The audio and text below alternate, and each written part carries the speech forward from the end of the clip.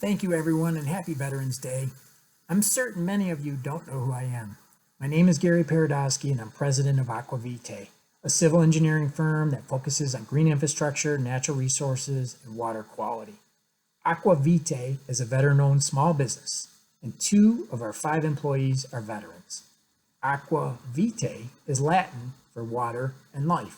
So by our name, we acknowledge the value of clean water and its positive impact upon our daily lives. I'm honored to participate in this conference and learn more about what you do, and I'm especially honored to be in the presence of fellow veterans on this day. I respect and salute you for your service, your intestinal fortitude, and your resilience. Resilience. Nearly every session on our exciting agenda for the next 3 days includes a discussion about resilience. Resilient waterways, watersheds, infrastructure, and policy.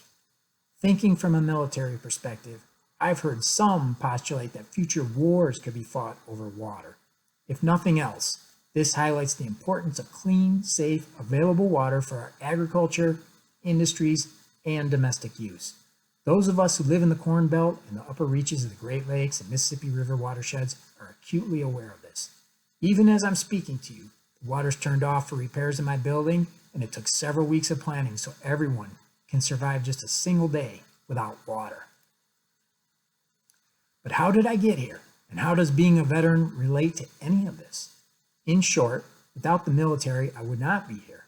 I'm a blue-collar guy with a white-collar job who started on the east side of Detroit, a blue-collar town that had just gone through the civil unrest of the 60s, the oil crisis of the 70s, and the infamous auto industry government bailout. Those times are ingrained in my memory like they were yesterday. I was school-aged through the 80s when the auto industry turned around through collaboration, ingenuity, and resilience. And yes, we can attribute the invention of the minivan to those days. From those days, I learned resiliency. Resiliency is a word that is permeated throughout our sustainability culture and strategies of today. To me, it means survival, to adapt and overcome. And as a kid, I quickly realized that without the military, I could not afford to go to college, and I needed college to become a civil engineer. I had to adapt and overcome. My father is a Vietnam vet. Here he is with my son. Rarely a day goes by when he doesn't have a U.S. flag on his shirt or wear a veteran hat. His closest friends are vets. My uncles are vets. Nearly every positive male role model in my life is a veteran. There's something about their disciplined, hardworking, tough, driven, honorable lifestyle that draws me to them.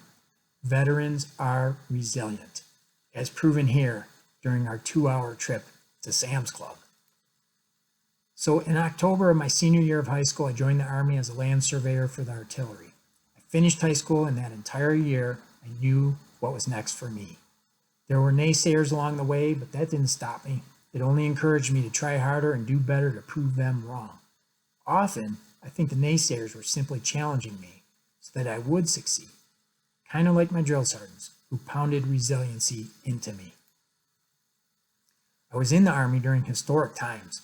I arrived in Germany a month after the Berlin Wall was opened, nearly 45 years after World War II, a war with objectives to control land. We were trained to fight the Cold War, and within a year, we were trained to fight in the first Gulf War in the Middle East, a war with objectives to control oil.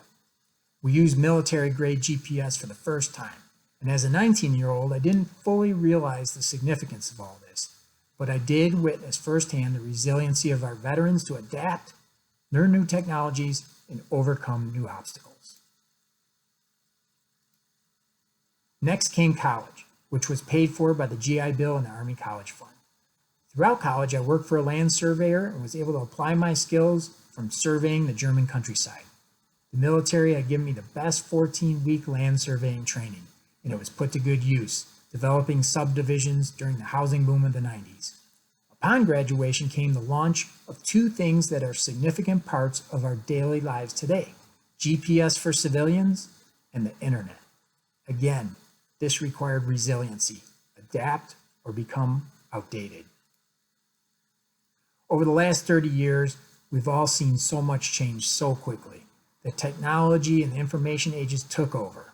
Along the way, surveying and civil engineering have truly been my purpose, and made possible by the military.